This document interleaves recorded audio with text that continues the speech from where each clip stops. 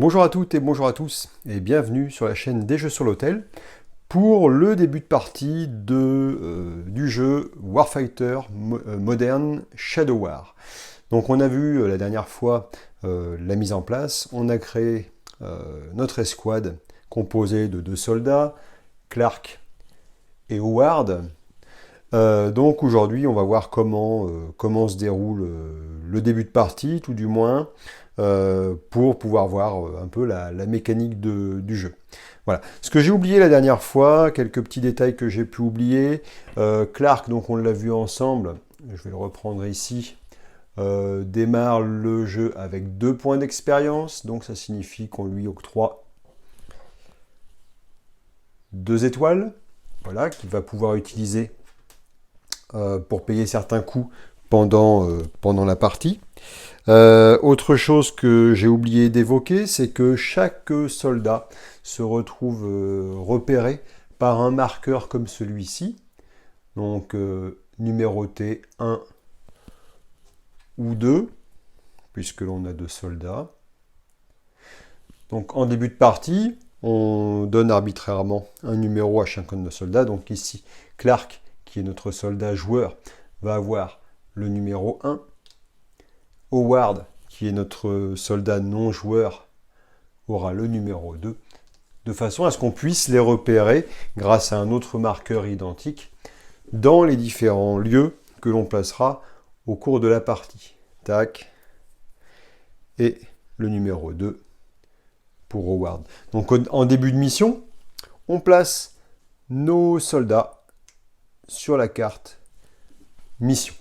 Voilà. Et donc maintenant, je vérifie vite fait si on n'a rien oublié. On va pouvoir commencer. Premier détail, je rappelle que Clark possède 3 points de campagne d'expérience. Donc ça signifie qu'il va démarrer, il aura systématiquement 3 cartes dans sa main, en plus des 7 cartes habituelles, relatives à son nombre de points de santé. Et ces cartes-là, il pourra les compléter à hauteur de 3 au début de chaque tour. Donc première chose, je prends 3 cartes action pour Clark, pour ces 3 points de CX. Qu'est-ce qu'on retrouve comme carte pour cette première main, enfin pour cette partie-là? Un snapshot qui permet de faire une attaque sans dépenser de points d'action. Alors vous remarquerez que c'est You may perform ou Any soldier. Alors lorsqu'on a une précision apportée entre crochets, c'est une option en fait. C'est une option qu'il est possible de lever en dépensant un point d'expérience. Donc si je l'utilise basiquement, cette carte, eh bien ça signifie que Clark, le joueur à qui appartient cette carte, va pouvoir faire une attaque sans dépenser d'action. Et si je paye un point d'expérience, ça pourrait être n'importe quel autre soldat. Voilà. Donc, un snapshot. Qu'est-ce que j'ai pioché d'autre? Un autre snapshot. Et un reloading qui fonctionne sur le même principe, puisque c'est You ou Any soldier. Donc, entre crochets, qui peut recharger une de ses armes sans dépenser d'action lorsqu'on utilise cette carte.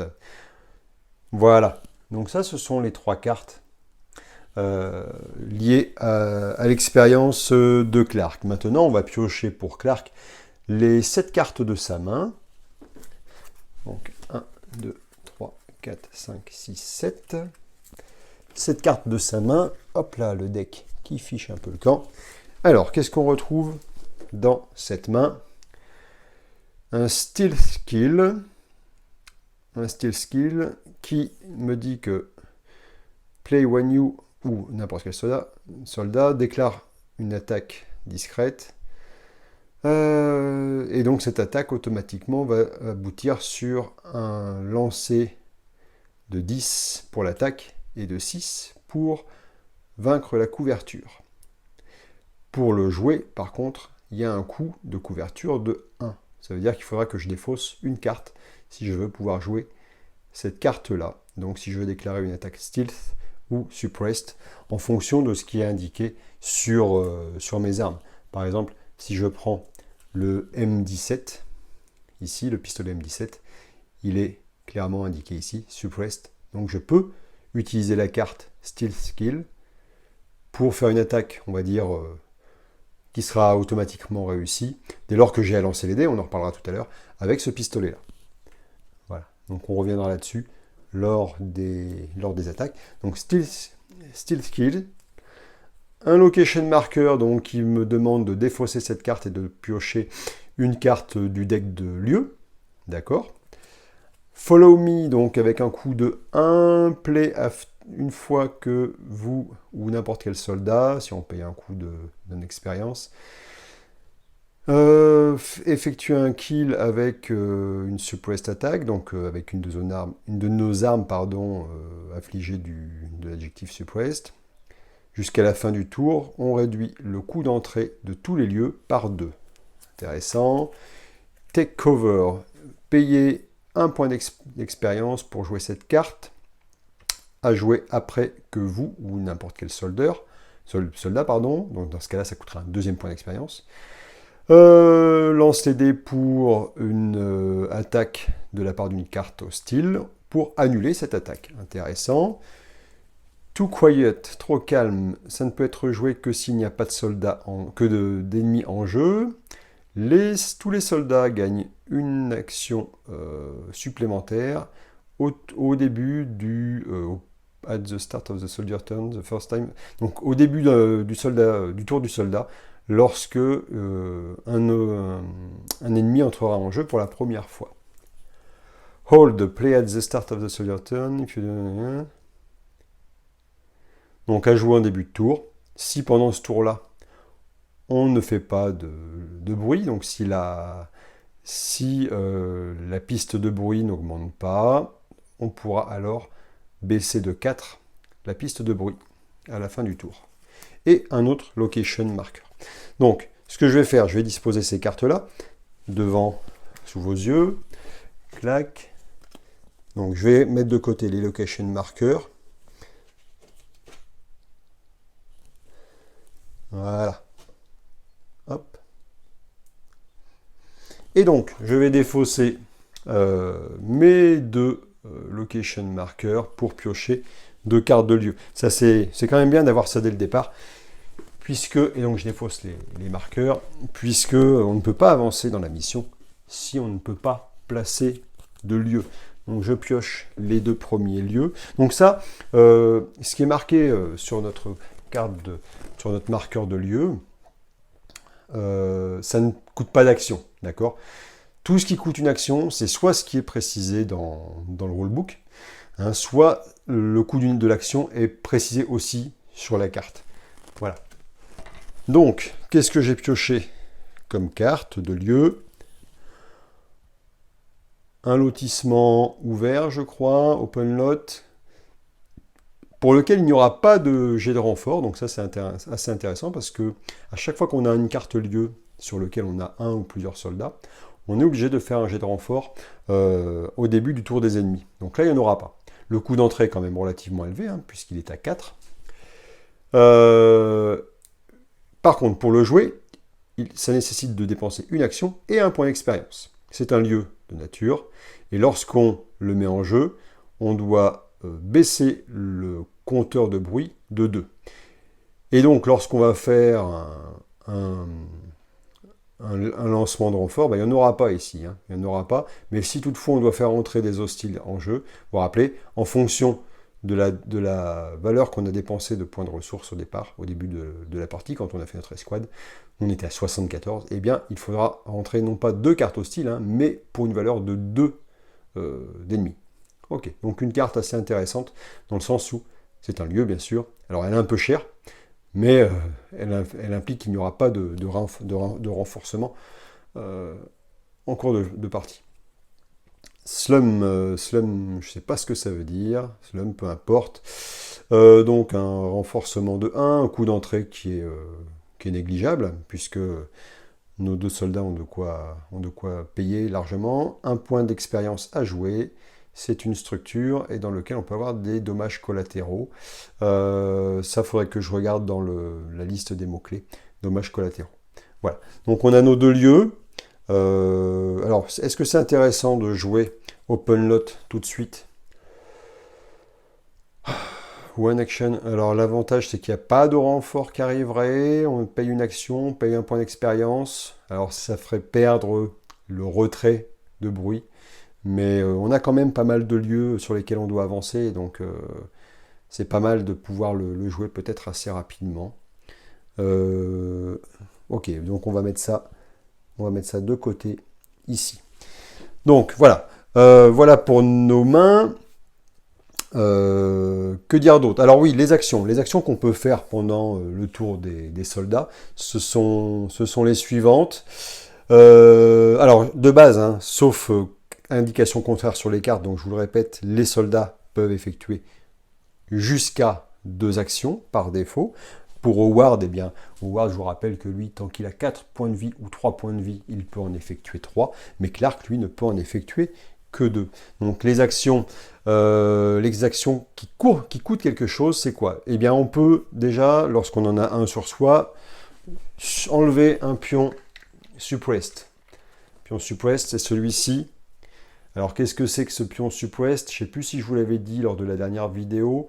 C'est un pion qu'on peut avoir parfois sur soi ou sur un ennemi. Hein. C'est lorsque c'est lorsque le soldat en question ou l'ennemi en question se fait tirer dessus.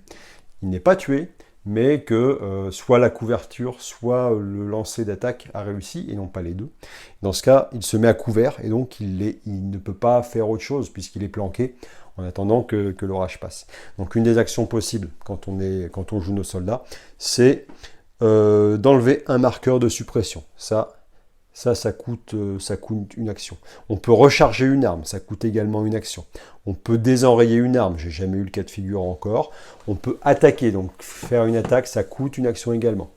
On peut, je vous parlais de refaire sa main et je faisais la distinction entre les 3 cartes que l'on a ici en raison de l'expérience du soldat et les 7 cartes que l'on a en main. Ces 3 cartes, en début de tour, elles sont automatiques, on peut les... non pas les remplacer, mais en tout cas les compléter à hauteur de 3 si on en a joué quelques-unes gratuitement.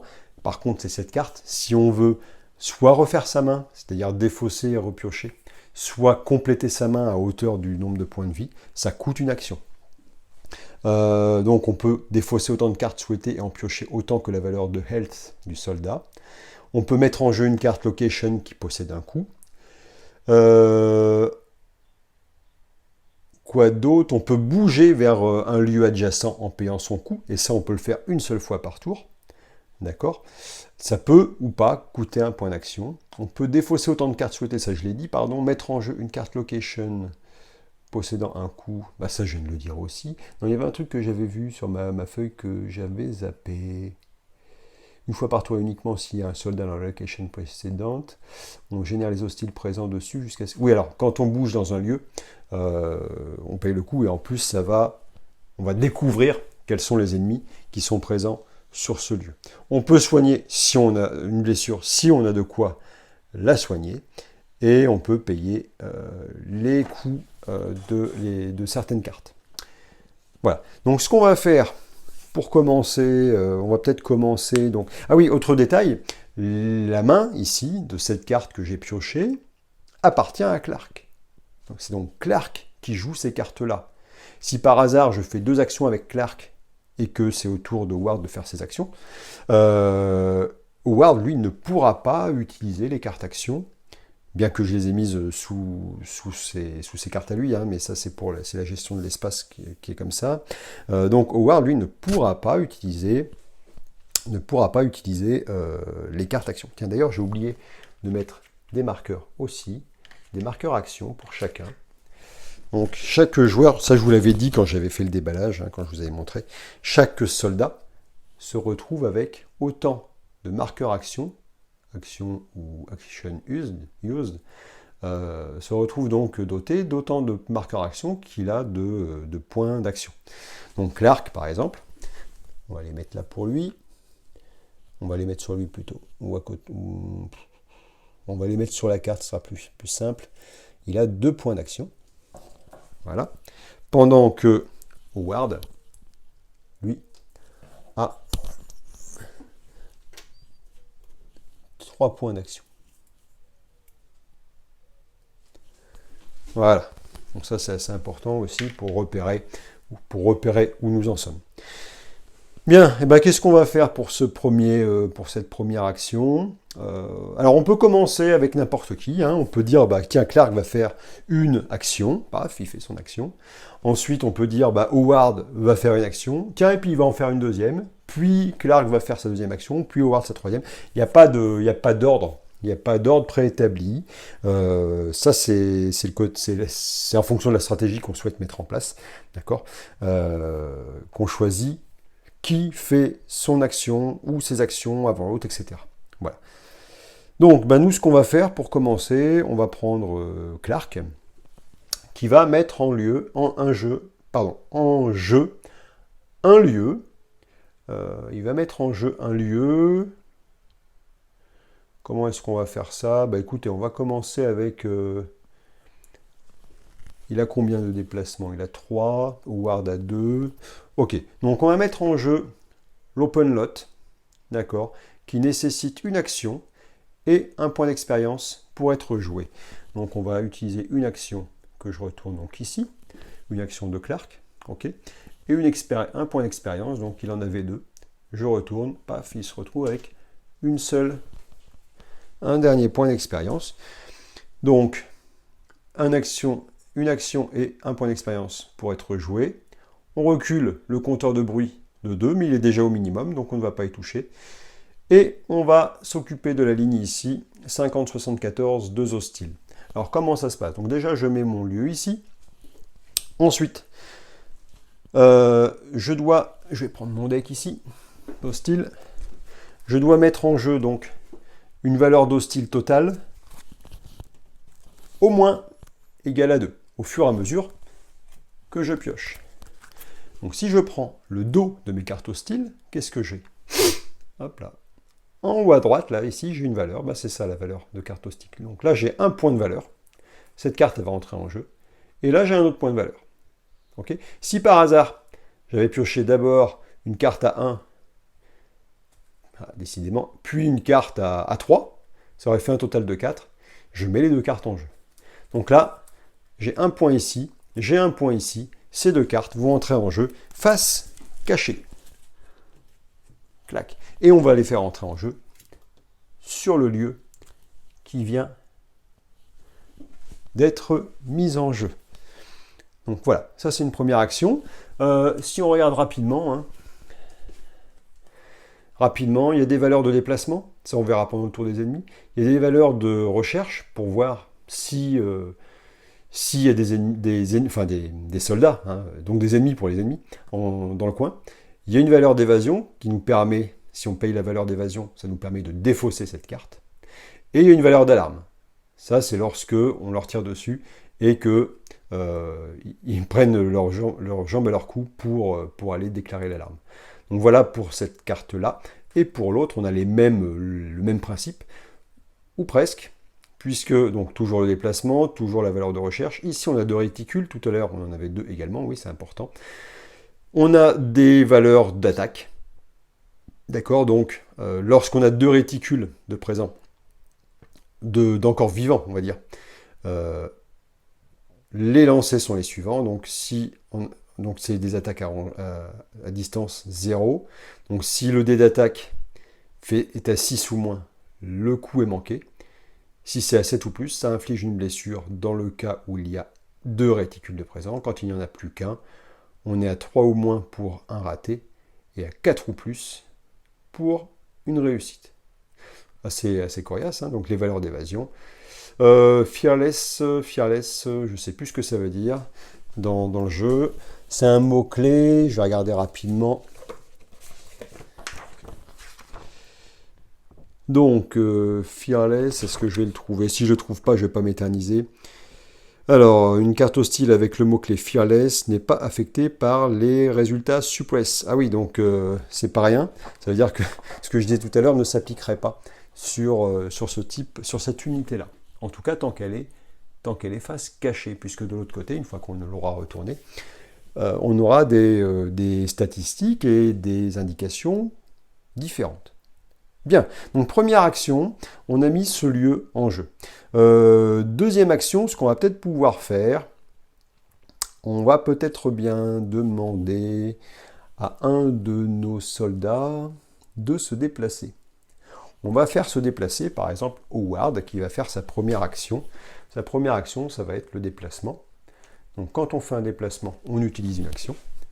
On prend le pion en question, on le déplace sur le lieu. Voilà. Et à chaque déplacement, eh bien, on doit faire un jet. Un jet pour savoir si le soldat en question a fait du bruit. Lui, alors que je ne dise pas de bêtises, il a un Shadows à 7 ou plus, donc il va faire 7 ou plus avec un des 10 pour réussir son jet de discrétion. Donc on va voir ça. 7 ou plus, donc il a été discret, il se déplace et il n'a pas fait de bruit. Ouf, ça c'est plutôt une bonne chose. C'est plutôt une bonne chose. Donc maintenant qu'il est ici, on va peut-être utiliser les Night Goggles. Night Goggles, une fois par tour, pour chaque tour de soldat, on paye une action ou une XP ou une carte d'action à défausser. Donc lui, Howard, n'a pas d'expérience, il n'a pas de carte non plus, donc ça va être payer une action tout simplement, soit pour révéler une carte, soit pour ignorer. Ah ben oui, mais ça je l'ai déjà fait. Tiens, d'ailleurs, j'ai commencé à faire un peu n'importe quoi, puisque j'ai déplacé Howard ici, mais il y a un coup de 4. Il y a un coup de 4, et donc je dois défausser avant de passer à autre chose. Je dois défausser 2 cartes, puisqu'il a une capacité de déplacement de 2. Alors, quand un joueur NPS, quand un NPS Soldier n'a pas fait un déplacement et doit payer un coût d'entrée, en défaussant X cartes, donc ici 2, c'est le soldat joueur qui va défausser à sa place. Alors, on va défausser un Too Quiet,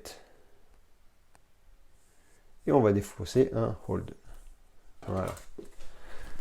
Alors, c'est l'inconvénient avec ce jeu qui, je trouve, est génial, mais fourmille de règles, c'est que, personnellement, en tout cas, j'ai vite fait d'oublier certains points de règle. Donc voilà, le coût a été payé pour entrer dans ce lieu.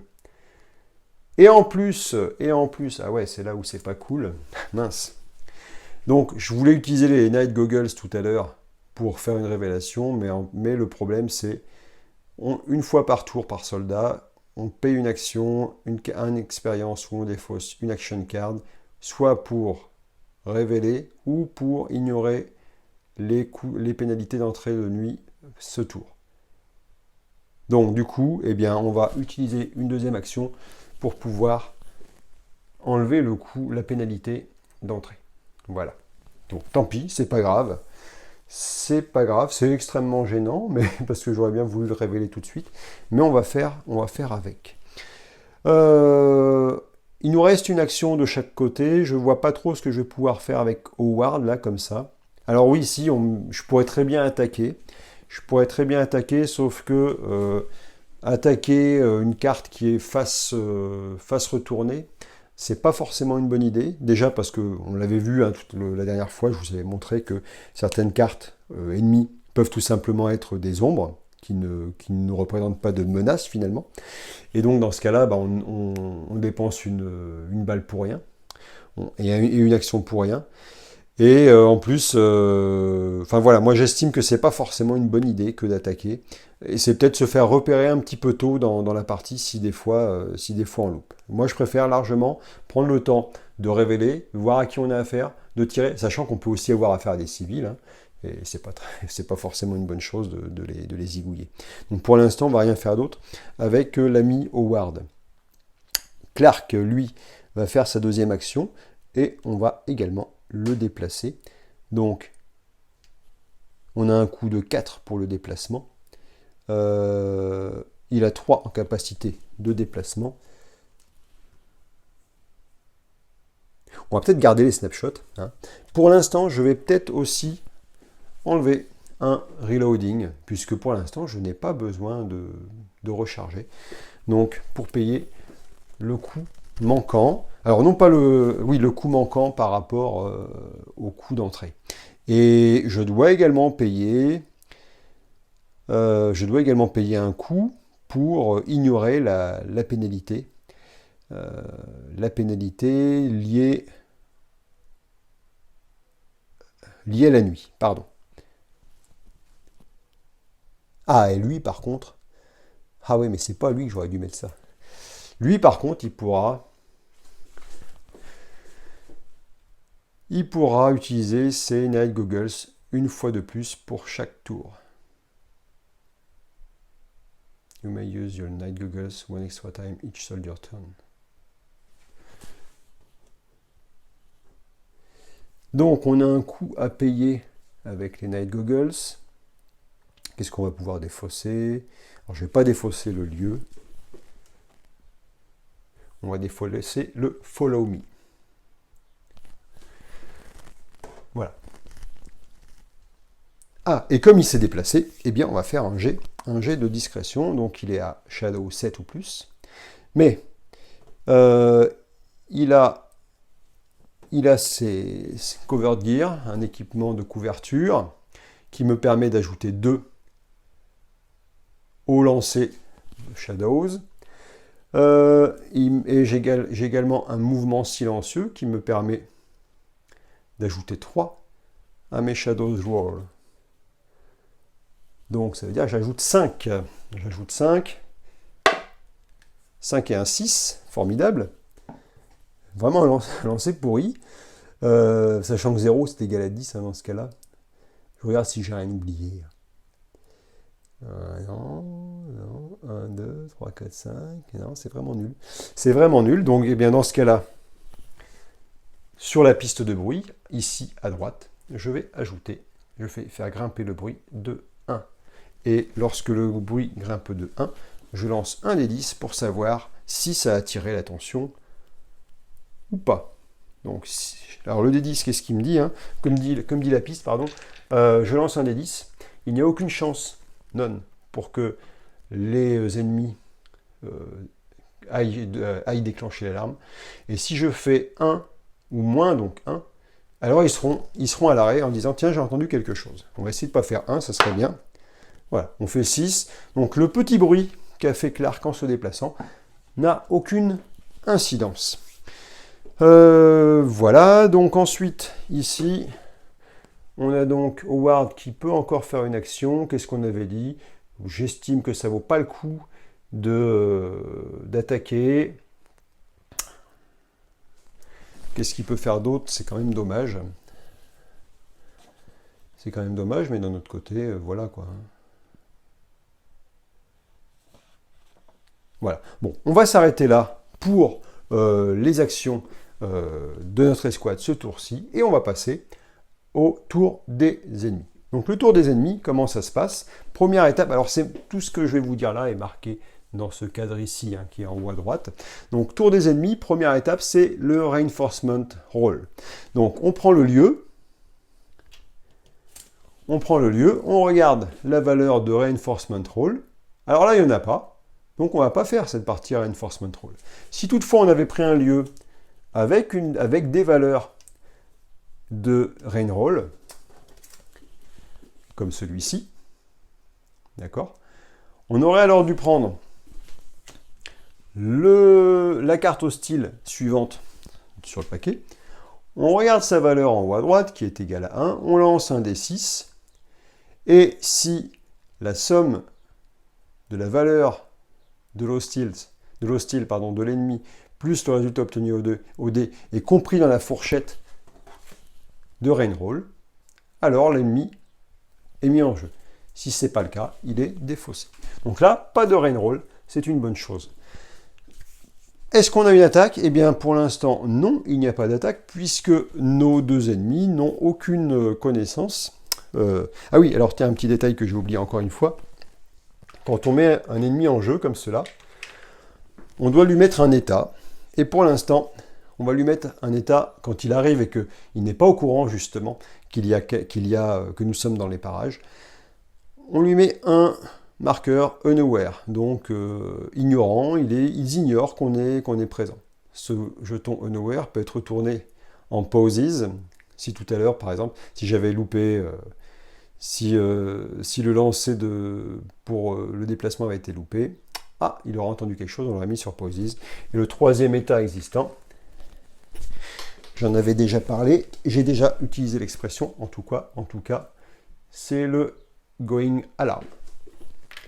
Donc nos deux ennemis, j'ai oublié de le mettre, je l'ajoute maintenant, ont ce marqueur unaware sur eux. Ça veut dire qu'ils ignorent que nous sommes présents. Donc pas d'attaque, puisqu'on n'a pas été repéré.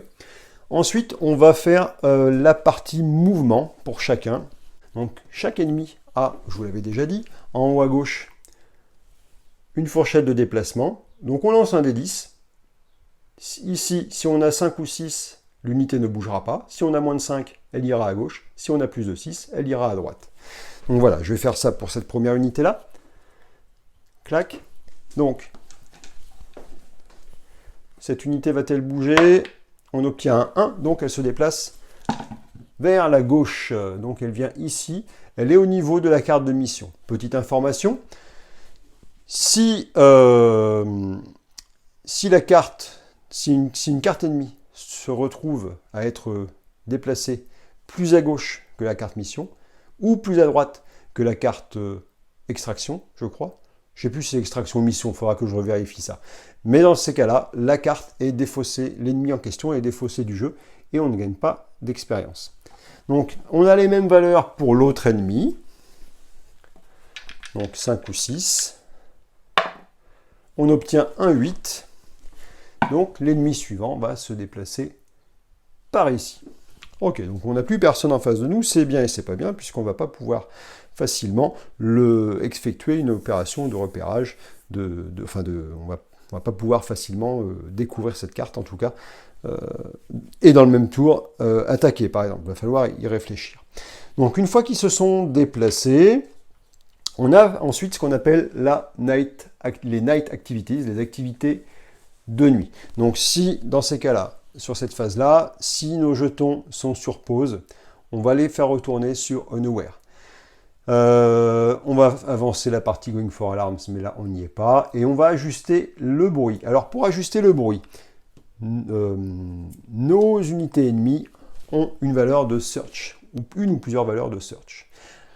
Pour cette unité-là, la valeur de 4 correspond à la valeur pour une recherche à distance 0, c'est-à-dire sur le lieu sur lequel est située cette unité. Puis distance 1 et éventuellement distance 2, ici il n'y en a pas. Cette valeur de search, elle est utilisée en fonction de l'emplacement de nos soldats. Donc clairement, ici, cette unité-là, cette unité ennemie, est sur le lieu de la carte mission. Donc elle a une distance de 1 de nos deux ennemis. Donc la valeur de search qui va être utilisée, c'est la valeur 3.